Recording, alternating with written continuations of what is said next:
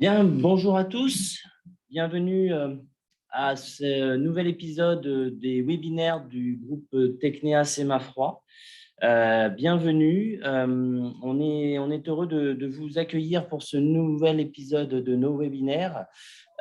Aujourd'hui, avec l'association Périfem, on a décidé de faire ce webinaire aujourd'hui sur le thème des meubles de vente et la certification des meubles de vente qui est nécessaire pour recueillir des certificats d'économie d'énergie. Donc,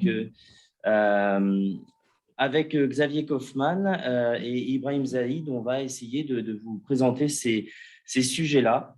Donc, Xavier, je te laisse peut-être la parole pour que tu puisses, on va dire, un petit peu introduire ce webinaire et puis lancer le sujet. Oui, d'accord, merci. Bonjour à tous. Bon, je vais commencer par une présentation rapide de Périfem pour rappeler qui on est. Donc Périfem, c'est la fédération technique du commerce et de la distribution depuis environ 40 ans. Donc, on regroupe les acteurs de la distribution, que ce soit les centres commerciaux, les magasins alimentaires, les magasins non alimentaires et ainsi que les partenaires, les fournisseurs. On appelle aussi les apporteurs de solutions. Développer donc des fiches C2E, c'est dans nos missions. Et donc, aujourd'hui, là, je remercie le Sémafroid de nous laisser l'opportunité de présenter cette fiche BAT EQ 134 qui concerne les meubles frigorifiques de vente performants. Alors, je vais développer deux thèmes principaux. Dans un premier temps, les critères pour prétendre à la fiche. Et dans un deuxième temps, un exemple de valorisation. Donc, cette fiche, elle a été construite, c'est un travail d'équipe, elle a été construite avec les adhérents de Périfem. On a constitué un groupe de travail. Et c'est grâce aux adhérents qu'on a pu élaborer cette fiche dans un temps record quand même, puisque elle s'appuie en fait sur l'étiquetage énergétique qui est paru en mars 2021, si je me rappelle bien. Donc, en moins d'un an, la fiche est sortie puisqu'elle a été publiée le 1er janvier de cette année. Et donc, je remercie tous ceux qui ont contribué. Les critères qui rentrent en ligne de compte pour la mise en place de cette fiche. Tout d'abord, la fiche peut être utilisée aussi bien dans les bâtiments neufs qu'existants. Ce n'est pas le cas de toutes les fiches C2E. J'ai dit au début qu'elle visait donc les meubles frigorifiques performants avec groupe logé. Et elle concerne aussi bien les groupes qui ont une condensation par air ou par eau, qu'on appelle aussi des meubles sur boucle d'eau ou waterloop. On ne peut pas cumuler cette fiche avec les fiches de fermeture des meubles qui existent actuellement sur les meubles positifs qui s'appellent BAT-EQ 124 et sur les négatifs, les BAT-EQ 125. Et comme je l'ai dit tout à l'heure, elle s'appuie en fait sur le règlement éco-design. Et pour que le meuble soit éligible, il faut qu'il ait une classe énergétique au minimum de D. Et de plus, cette certification énergétique D doit être complétée par une certification d'un organisme accrédité qui va utiliser un laboratoire lui-même qui est accrédité 17025. Voilà, donc ça, c'est un critère important que Ibrahim va développer par la suite.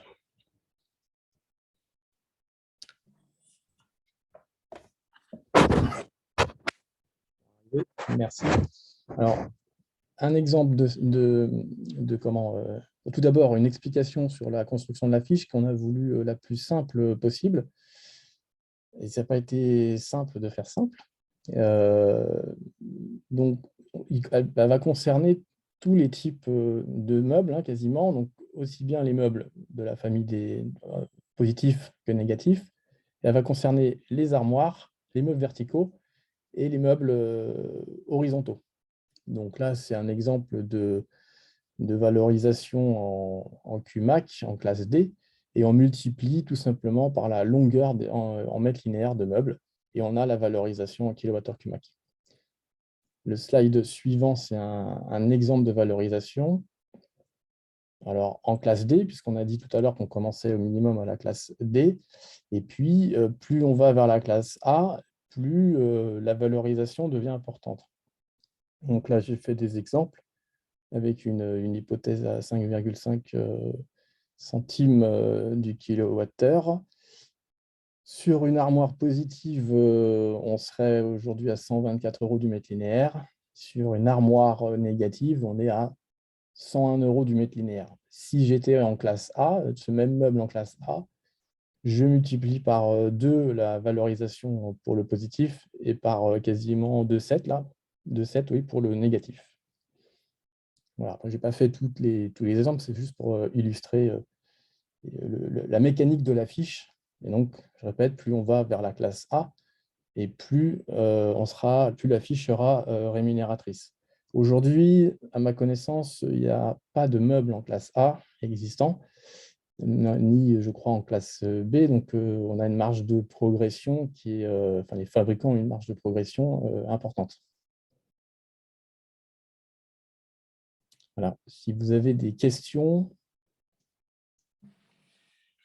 Oui, merci Xavier. Effectivement, sur tous ces aspects sur ce sommaire, n'hésitez pas à poser vos questions hein, sur le chat du webinaire. On va essayer de rassembler les questions et de ensuite les transmettre à Xavier ou Ibrahim qui pourront y répondre. Sur ce sommaire, vous voyez que Ibrahim va ensuite vous présenter les mises en application pour cette fiche C2E et on laissera la parole ensuite aux constructeurs d'équipements EPTA et Excal qui viendront préciser aussi comment on utilise cette fiche, comment les constructeurs sont là pour essayer justement de faire ces économies d'énergie sur leurs meubles. Et enfin, Xavier pourra présenter aussi l'impact que ça a pour la grande distribution et apportera un petit peu la vision des distributeurs sur ces sujets. Je vois qu'on a quelques questions qui arrivent. Je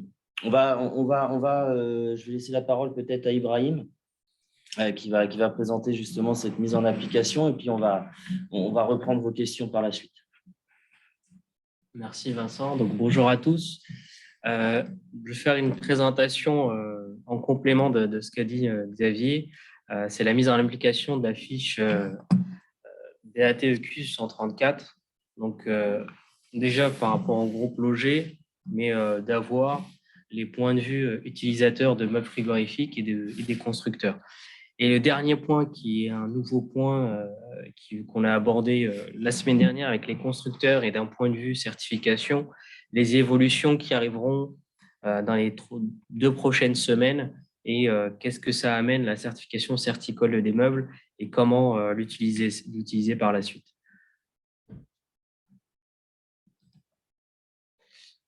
Donc, comme l'a annoncé Xavier, donc la BATEQ 134 concerne les meubles frigorifiques logés performants. Donc, on peut avoir des demandes qui proviennent aujourd'hui des utilisateurs qui sont essentiellement ceux qui sont ciblés, mais aussi les constructeurs. Les constructeurs ont des différentes références et donc on fait le choix de certifier certains produits pour pouvoir avoir une certification tierce partie et du coup, aujourd'hui, pouvoir bénéficier d'une fiche C2E pour à proprement dit spécifique aux meubles logés.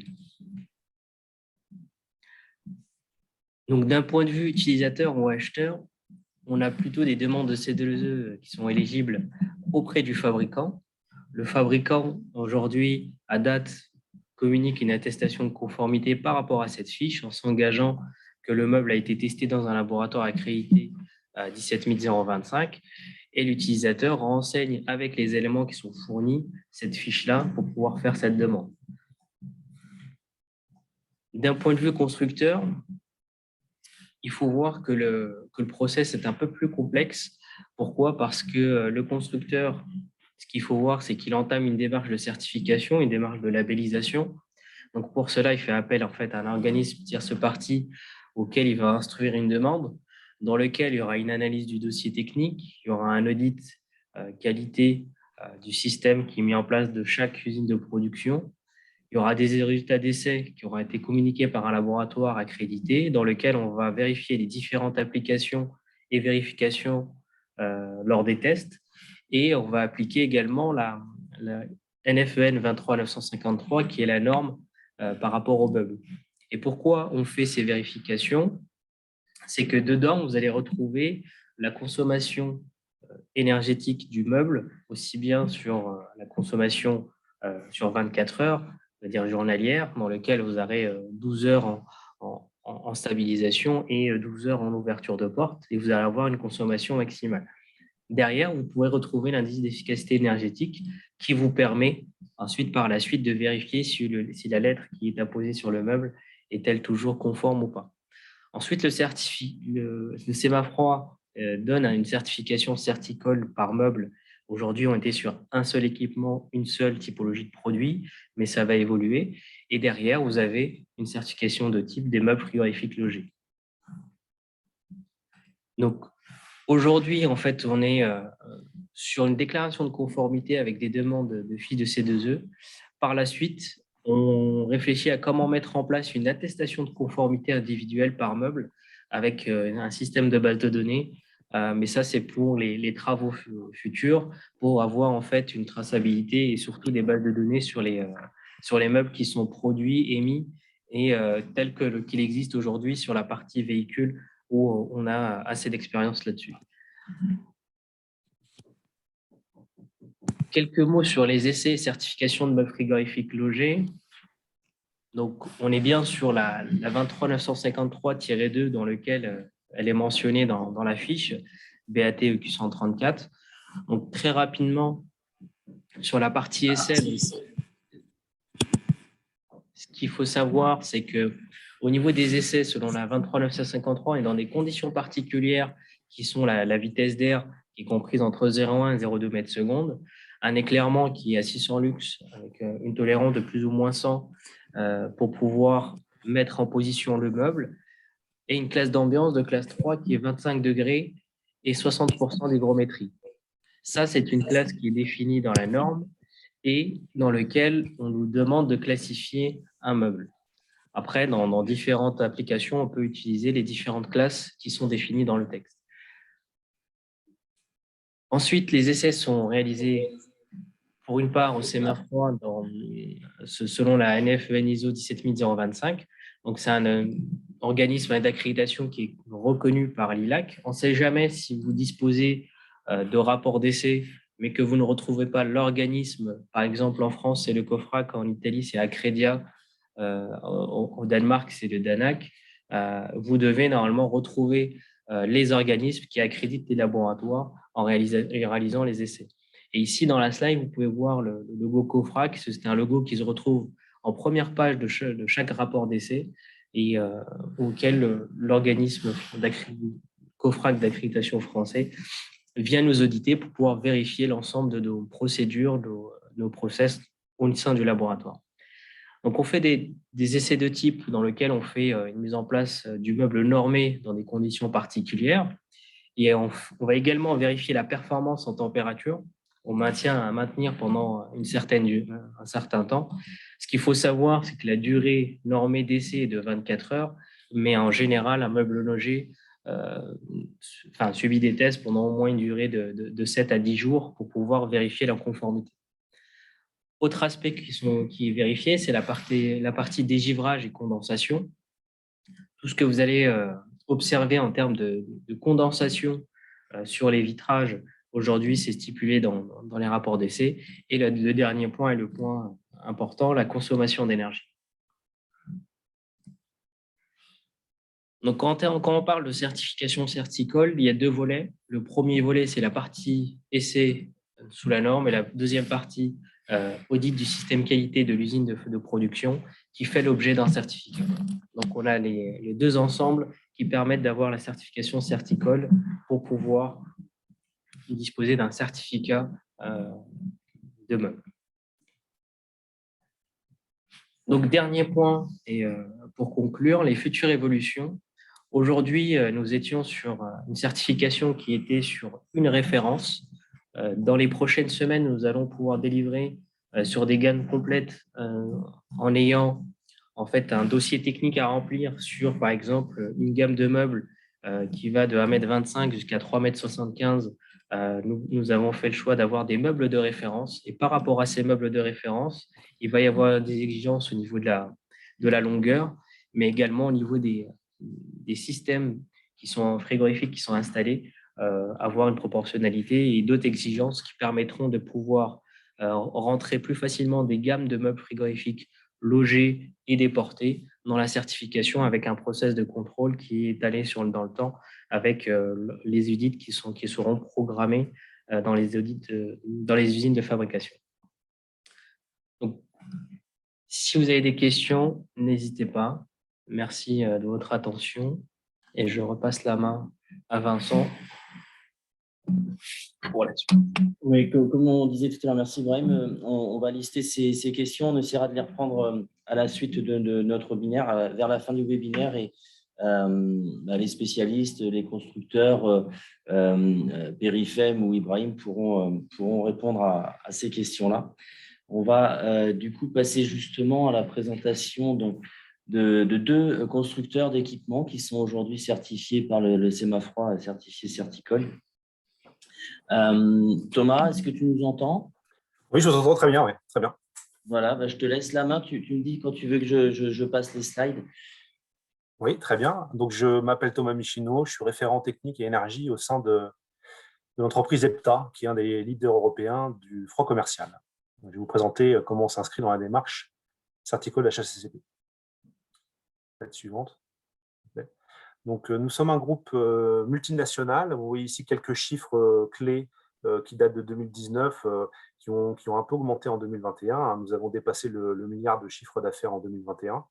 Nous sommes à peu près 6 000 personnes employées de l'entreprise et notre siège est à Milan, en Italie. Et nous avons des usines de production un petit peu partout en Europe, notamment une en France à Hendaye, dans laquelle on fabrique un certain nombre de meubles, notamment la gamme de verticaux positifs, et des usines en Italie, à Limana, à Solesino, à Casale Monferrato, dans lesquelles on fabrique également un certain nombre de meubles. Voilà, nous avons aussi des usines de production en Asie et en Amérique du Nord. Donc, nous sommes spécialisés dans le froid commercial. Nous développons des gammes de meubles à groupe extérieur, ce qu'on appelle remote, qui sont raccordés sur des centrales de production de froid. Et également, nous avons une gamme qu'on appelle intégrale, avec des groupes intégrés, des groupes de production de froid intégrés. Également une gamme spécifique groupe logé. Et puis, nous produisons et nous commercialisons des centrales de production de froid au CO2, ainsi que des chambres froides. Voilà, nous couvrons l'ensemble du périmètre du froid commercial. Avec des services également, nous proposons des services et notamment, j'interviens en tant que pôle énergie, en tant qu'appui à nos clients essentiellement. Et nous produisons également des systèmes notamment digitaux, des Heptabricks, donc ce qui nous permet de travailler également sur ces nouvelles approches. Nous avons également un service qui s'appelle l'Hepta Concept, qui permet de développer des solutions sur mesure pour nos clients en intégrant l'ensemble de la production de froid, mais également d'autres corps de métier comme la menuiserie également. Voilà, passons à la slide suivante, s'il te plaît. Donc là, c'est la liste des meubles pour lesquels nous avons sollicité le SEMAFROID pour réaliser des essais selon la norme 23953 et certifier nos mobiliers. Donc au départ, on a travaillé essentiellement en partenariat et en collaboration avec un de nos clients qui a souhaité, dans son cahier des charges, ne sélectionner que des mobiliers Certicold. Et donc, nous avons testé un certain nombre de mobiliers, notamment des verticaux positifs, Multifresh et Skyview, et des verticaux négatifs, les Multifreeze, les Skylights, et également des semi-verticaux, qui s'appelle le Samba, le Drift. Et donc là, vous voyez par rapport à la gamme existante, avec un certain nombre de modulations possibles, qui vont du module de 1,25, donc 1,25 m, jusqu'à des modules de 3,75 m. et en comptant également ce qu'on appelle les TG, les têtes de gondole qu'on va retrouver en début de rayon. Donc, pour chaque famille de produits, nous avons testé le module de 2,50 m, sachant qu'il y a également des mobiliers pour lesquels on offre différentes profondeurs de cuve. Et ça va également avoir un impact par rapport à la certification dans le cadre de l'essai de la norme 23953. On voit également qu'il y a des performances. Donc, comme vous le savez, la norme 23953, elle définit un certain nombre de performances produits qui permettent de caractériser la capacité d'un meuble à conserver des produits de type boucherie, volaille, et de type produits laitiers, produits un peu moins sensibles, le beurre, etc. Et donc, on a également fait des tests en fonction de ces performances pour pouvoir montrer à nos clients les performances, la meilleure performance possible atteignable par nos mobiliers. Donc ça, c'est la situation avant les discussions que l'on a eues, notamment avec Ibrahim, sur l'évolution du cahier des charges certicole HACCP pour être capable d'augmenter la portée du certificat et d'être capable d'avoir des règles pour pouvoir faire bénéficier à nos clients de la fiche C2E pour l'ensemble des longueurs de mobilier. Donc ça, c'est la prochaine slide qui va vous le présenter. Là, vous avez donc à date la possibilité que l'on a de rendre éligibles nos meubles. Donc tout ce qui est en vert clair, ce sont les meubles qui vont être portés par les tests réalisés sur les meubles en vert foncé, on va dire, ce qui nous permet d'augmenter sensiblement le nombre de meubles qui peuvent bénéficier de la fiche C2E. On a encore des petites choses à rajouter, notamment sur des mobiliers très étroits, une seule porte, qui ne pourront pas bénéficier des règles de proportionnalité. Donc, il va falloir faire des tests indépendants pour les meubles une porte. Et puis également, lorsque l'on teste et qu'on a plusieurs familles de profondeurs, on a privilégié les profondeurs Efficia compactes, c'est-à-dire les faibles profondeurs, et la gamme Modular Narrow qui correspond quand même à une très forte proportion de nos ventes. Et on a laissé de côté les volumes, les meubles avec une profondeur très, très importante, large, qu'on appelle large volume, qui nécessiteront donc un essai spécifique pour ce type de mobilier. Et donc, en termes de gamme et de bénéfices C2E, c'est la prochaine slide, où on reprend donc, par rapport à l'ensemble de notre gamme les mobiliers qui sont éligibles dès maintenant et qu'on va pouvoir renforcer à partir du mois de mai à la fiche C2E. Donc là, on a pris comme base de calcul 6,50 €. Donc c'est vrai que Xavier était parti sur 5,5 centimes. Bon, là, c'est 6,5 centimes. Mais bon, le calcul peut être refait avec ce ratio-là. Et on a pris comme longueur de linéaire 25 mètres. Là encore, on peut prendre 10, 15 mètres, 20 mètres, 30 mètres, 50 mètres. Tout dépend de la configuration demandée par le client. Et donc là, j'ai distingué nos deux familles produits. La gamme marché, qui est plutôt la gamme pour les mobiliers, enfin les magasins de proximité, on va dire, et la gamme grand facing, qui correspond plutôt à notre mobilier premium, avec des capacités notamment de merchandising qui sont équivalentes à des mobiliers sur centrale. Et donc, sur la gamme marché, on voit qu'on a du B, hein, Xavier, on a du B, notamment sur les multifresh. On arrive à avoir une classe B sur des multifresh qui sont des verticaux positifs et qui sont valorisables à hauteur de 38 200 kWh par mètre linéaire, ce qui correspond avec les chiffres dont je vous ai parlé en préambule, à une aide, à une subvention de l'ordre de 6 200 € pour 25 mètres linéaires. On a refait le calcul pour les autres familles de produits. Donc, pour le Skyview, on est en classe C pour le moment, et donc on les valorise à hauteur de 31 000 kWh par mètre linéaire, soit 5 000 € à peu près pour 25 mètres linéaires. On a également les Samba qui sont également classés B, donc on a le même résultat, hein, 6 200 €.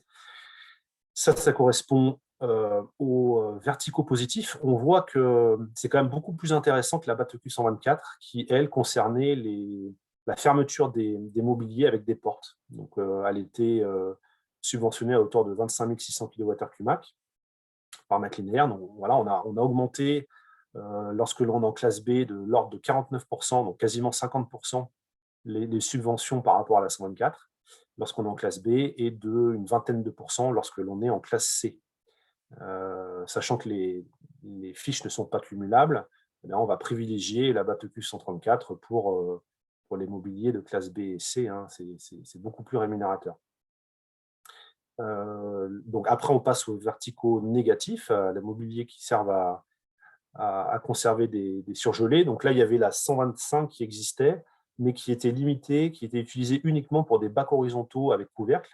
Donc là, finalement, ce sont des meubles qui n'étaient pas éligibles à quoi que ce soit et qu'on va venir maintenant subventionner de façon assez intéressante, hein, puisque un classe D, il est rémunéré à hauteur de 18 400 kWh par mètre linéaire, soit à peu près 3 000 € pour 25 mètres de mobilier, que ce soit pour la gamme marché multifreeze que pour la gamme Grand Facing de Skylight, le Grand Berry. Voilà, donc là pour l'instant on a travaillé essentiellement sur des meubles à condensation à air. Maintenant les objectifs c'est d'étendre à d'autres mobiliers et puis également de travailler sur des mobiliers avec condensation à eau. Donc ce sera le même principe, on va tester au SEMA-Froid avec leur nouveau banc d'essai pour tester les boucles d'eau. On va tester des mobiliers avec des condensations à eau. Voilà, j'avais terminé, j'ai relevé les questions et je pense qu'on y reviendra à la fin quand on aura tous présenté nos présentations. Oui, tout à fait. Merci beaucoup, Thomas. On va laisser la parole à Lionel de chez Excal qui va également pouvoir présenter les efforts que fait Excal pour justement faire en sorte que leurs meubles soient certifiés. Vous nous entendez, Lionel? Oui, je vous entends. Eh bien, je vous laisse la parole. Si vous voulez, je passe les slides pour vous. Parfait, merci beaucoup. Bonjour à tous. Donc, je suis Lionel de Vierspac, je suis responsable marketing chez Escal France. Donc, la certification chez Escal, c'est une démarche qu'on a initiée déjà depuis relativement longtemps. C'était une démarche volontaire. Notre souhait dans l'environnement actuel était de crédibiliser ce que l'on pouvait aujourd'hui proposer en autocertification, puisque la plupart des fabricants aujourd'hui font une déclaration de consommation sur la base d'autocertification. Et nous, on a souhaité aller, soit au travers de demandes clients, soit au travers de cette démarche volontaire, de faire une double certification de nos mobiliers. Tout d'abord pour répondre aux enjeux énergétiques qui sont aujourd'hui au cœur des décisions de nos clients. La nécessité de crédibiliser notre offre produit. Et puis, tout ça est englobé dans une volonté de maintenir des investissements en recherche et développement élevés. Aujourd'hui, on dépense une grosse part de nos bénéfices à cette recherche et développement.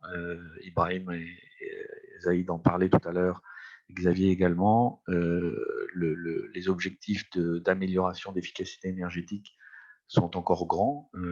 Aujourd'hui, c'est vrai que la majorité des meubles verticaux positifs sont classés D. Sur les meubles négatifs, sont classés C, pardon. Sur les meubles négatifs, c'est de la classe D ou inférieure. Et on sait aujourd'hui qu'on a des objectifs qui peuvent être largement améliorés. L'objectif sur le positif étant d'atteindre la classification A. Et aujourd'hui, c'est vrai qu'il n'y en a pas encore sur le marché. Et pour vous donner une petite idée, la réduction de consommation d'un meuble qui est actuellement C à un meuble qui passerait B, c'est pratiquement un petit peu plus de 40%. Et pour passer d'un meuble C à un meuble B, d'un meuble B à un meuble A, il faut pratiquement réduire de 50% à nouveau cette consommation. Donc vous voyez qu'il y a une possibilité d'amélioration et ça passe par la recherche et développement, ce que nous faisons au quotidien. Donc nous aujourd'hui, on peut passer le slide suivant, s'il vous plaît. Aujourd'hui, nous avons deux mobiliers qui sont éligibles au BATEQ 134, donc notre vertical positif à groupe logé, qui est un mobilier que nous avons testé sur un élément de 2,50 m au SEMA-Froid l'année dernière. Et donc aujourd'hui, nous proposons sur des modulations à long d'une porte, c'est-à-dire 625 mm, jusqu'à 3,75 m de longueur. Donc aujourd'hui, par extrapolation, on ne peut certifier que des meubles allant d'1,25 m jusqu'à 3,75 m. L'objectif étant de pouvoir y ajouter les autres éléments de la gamme. Il faudra qu'on passe par un essai complémentaire au SEMA-Froid. Slide suivant, s'il vous plaît. Donc, on a un second meuble qui est un bac positif, un groupe logé.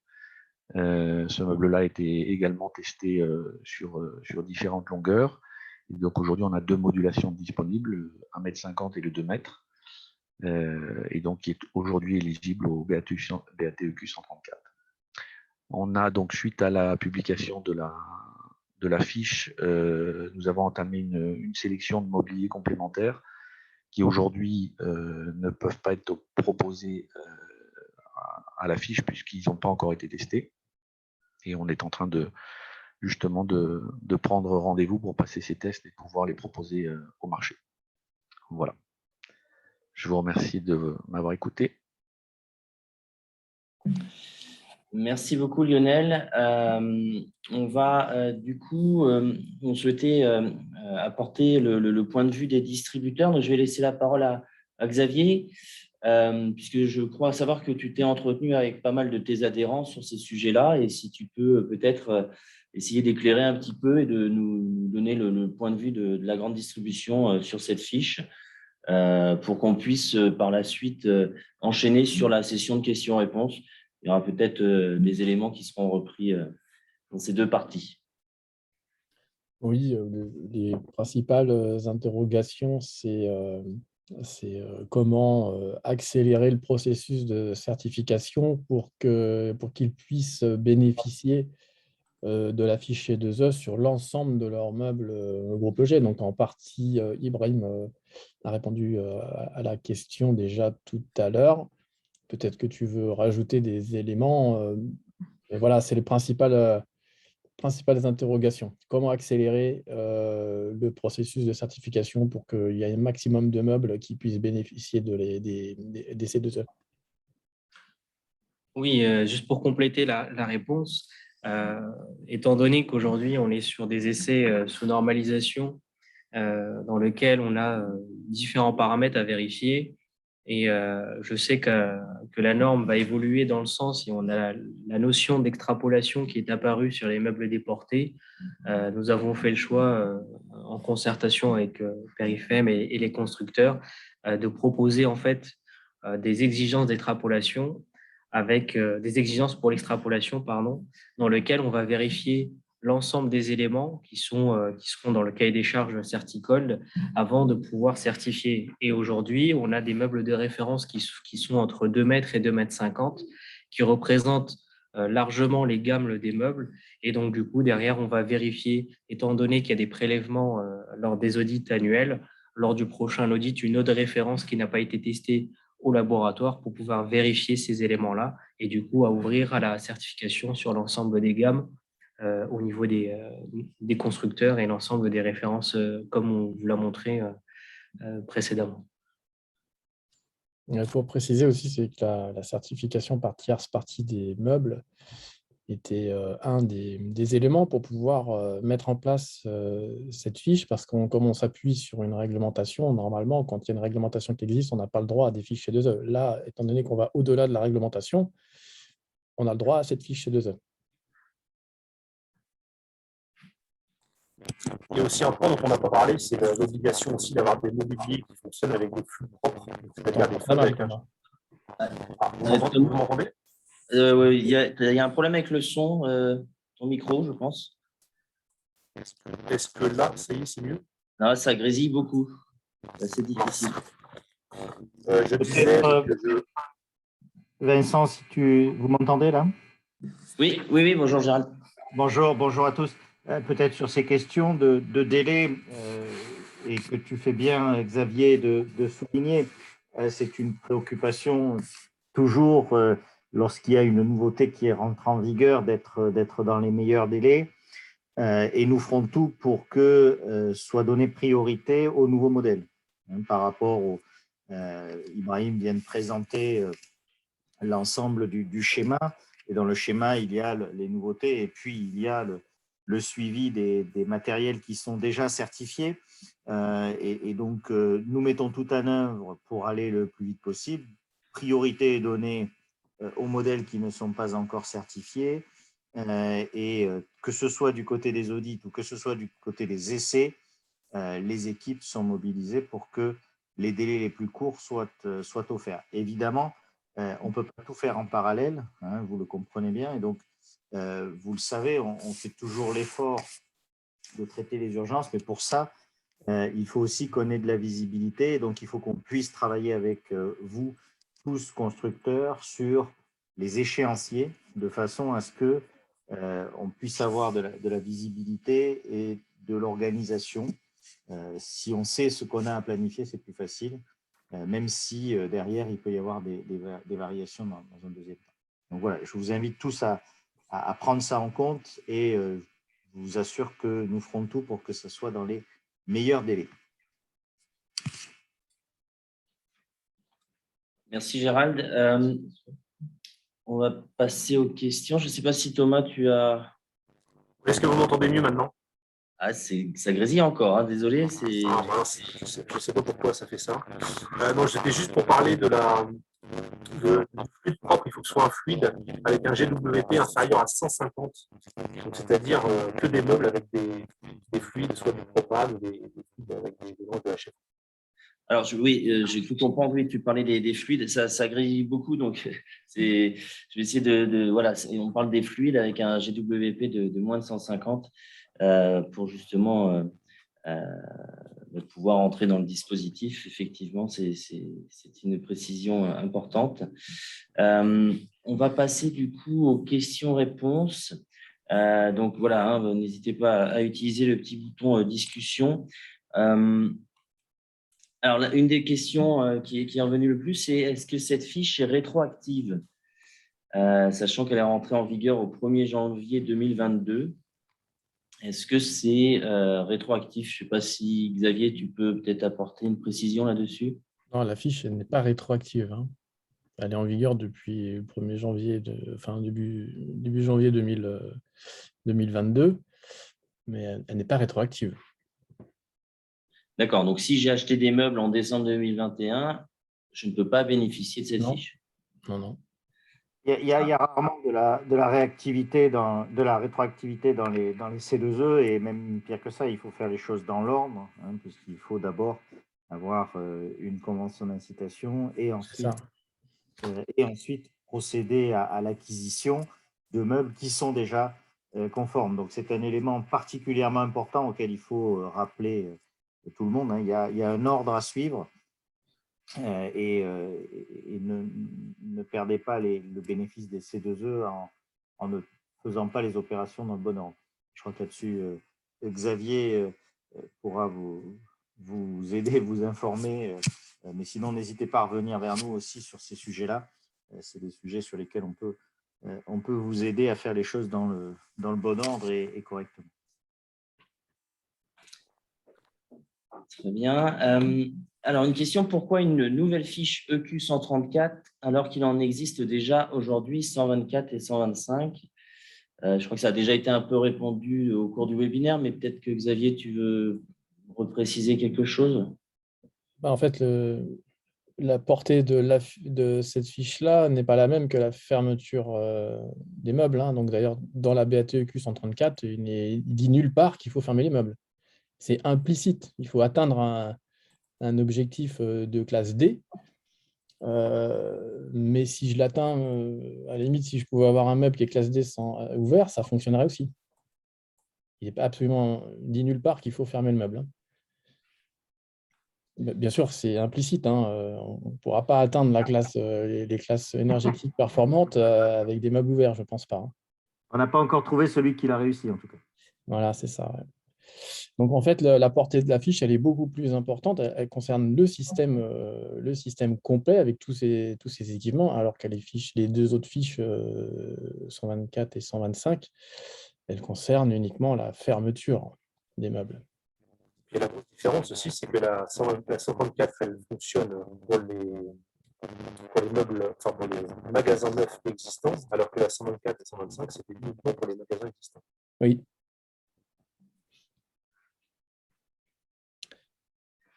C'est d'ailleurs pour cette raison, entre autres, qu'elle est plus rémunératrice que les 124, 125. Hein.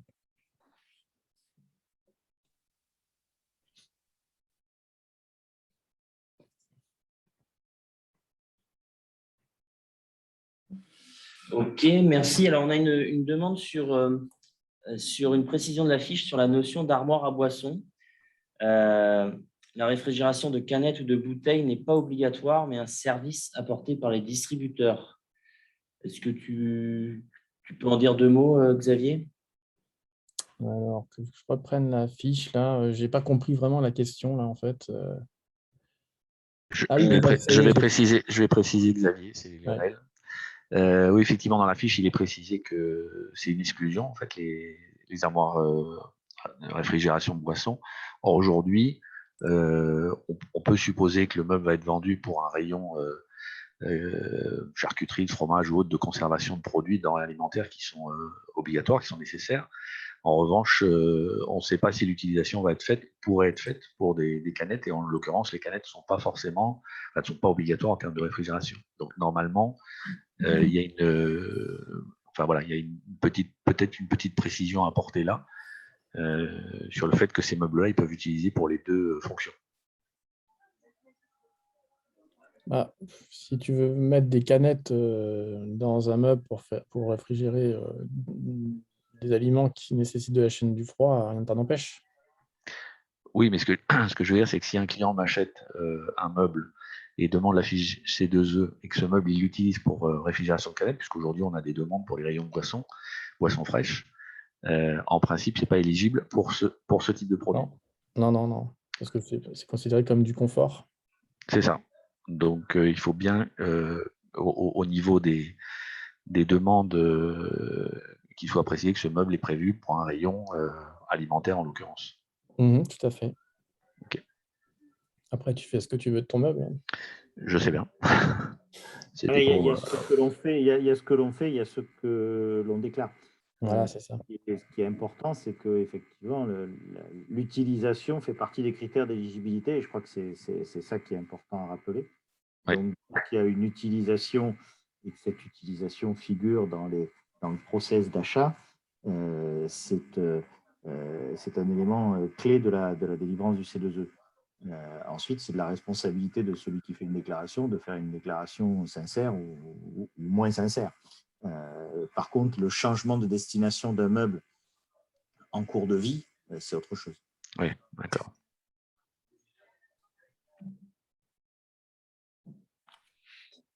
Du coup, Lionel, vous précisiez aussi qu'entendait-il par la mise en place doit être réalisée par un professionnel? C'est une autre question, j'imagine. Oui. C'est-à-dire qu'aujourd'hui, sur un meuble à groupe logé, on peut vendre le mobilier seul et puis en franco de port, on va dire. Ensuite, c'est déchargé, mis en place soit par le client, soit par son installateur frigoriste, soit la prestation nous est confiée. Donc, quand on parle de mise en place par un professionnel, est-ce qu'aujourd'hui, ça suppose obligatoirement la mise en place par une société on va dire de DMI, c'est-à-dire les gens qui font le déchargement et la mise en place des meubles, ou ça doit passer par un installateur frigoriste qui va prendre en charge à la fois la mise en place et la mise en route du meuble? Bon, pour moi, il n'y a pas de... Les deux sont possibles. D'accord. Parfait. Alors, 2 questions. Quels sont actuellement les constructeurs proposant des meubles certifiés et la certification a-t-elle une durée de vie? Ibrahim, peut-être que tu peux Je vais y répondre. En ce qui concerne les constructeurs, aujourd'hui, les plus grands constructeurs sont certifiés sur des références certicoles par le SEMAFROID. Pour vous les citer, donc vous allez avoir AHT, Carrier, EPTA, Excal, Galilei, qui ont des références qui sont certifiées par le SEMAFROID. Et pour vous donner un ordre d'idée, c'est qu'un certificat de type a une durée de validité de 6 ans, mais il faut savoir que tous les ans, il y a un suivi annuel de l'audit via l'audit du système de qualité du fabricant. Et quel que soit le site où se situe la production, différents constructeurs ont différents sites de production en Europe. Ils sont également audités. Donc, on a en fait des audits qui sont assez réguliers et des tests qui sont réalisés en parallèle également au SEMAFROID pour pouvoir valider l'ensemble des données. Et il y a des exigences également dans le cahier des charges qui demandent aux constructeurs de faire des essais en fin de production. Et notamment, par exemple, sur les meubles logés, on a des contrôles en bout de chaîne de production qui sont spécifiques à chaque constructeur et c'est ce que l'on vérifie lors des audits. Effectivement, alors sur certicold.fr, vous avez la liste des équipements qui sont certifiés aujourd'hui sur l'HACCP et sur la pharma. On va prochainement mettre à jour avec l'ensemble des références et des certificats qui vont bien pour chaque référence. Vous allez les retrouver prochainement sur le site internet avec les autres équipements qui s'y trouvent. Bien. J'ai une question par rapport à. Vous avez parlé d'attestation. Attestation qui concerne donc, les constructeurs dans le cadre du dossier qu'on va fournir à nos clients. Où est-ce que vous en êtes vis-à-vis des discussions avec l'AFM et est-ce que vous avez besoin de l'appui des fabricants pour constituer cette fiche, cette attestation? Parce que pour l'instant, il manque des informations dans le certificat de type Certicold, on n'a pas l'ensemble des informations qui permettent après de faire bénéficier à nos clients des fichiers de. Je ne sais pas si tu veux répondre. Ça, pour l'instant, on peut. Faut qu'on regarde ce qui est manquant par rapport au fichier 2E. Comme nous, on fournit en fait le certificat de type par rapport à ce qui est testé et voir quels sont les éléments qui sont demandés soit au constructeur ou autre pour pouvoir les faire afficher, tout simplement. Essentiellement, c'est la classe énergétique. Pour l'instant, il n'y a pas la classe. Mais la classe énergétique est déjà normalement fournie avec le bubble et peut facilement se mettre en annexe par rapport à ça.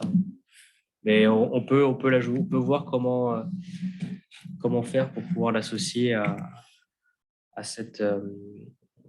certification, il n'y a pas de souci. Très bien. À quel moment le client utilisateur doit-il faire sa demande C2E? Tu as répondu un petit peu tout à l'heure, je pense, dans ta présentation, Ibrahim. Xavier peut répondre, je ne sais pas. Xavier peut répondre d'un point de vue documentaire. Donc là-dessus, ce qu'on avait dit, c'est qu'on a différents moyens de pouvoir faire des demandes. Donc tout d'abord, il faut structurer la demande et après, qu'est-ce qui est demandé d'un point de vue client ou constructeur et comment il le met dans son dossier. Et puis après, il fait sa demande. Mais Xavier, si tu peux compléter par rapport aux utilisateurs qui te font remonter, je pense, pas mal d'informations de ce côté-là. Déjà, il faudrait que dans les devis des constructeurs apparaisse la possibilité d'obtenir des C2E. Je n'ai pas de visibilité sur ce point-là. Ensuite, les demandes de C2E, j'ai un trou de mémoire, je ne sais plus à quel moment, je ne sais pas répondre, je ne sais plus à quel moment exactement il faut l'envoyer dans le processus. Mais je ne sais plus exactement, je pourrais regarder dans le processus et envoyer la réponse.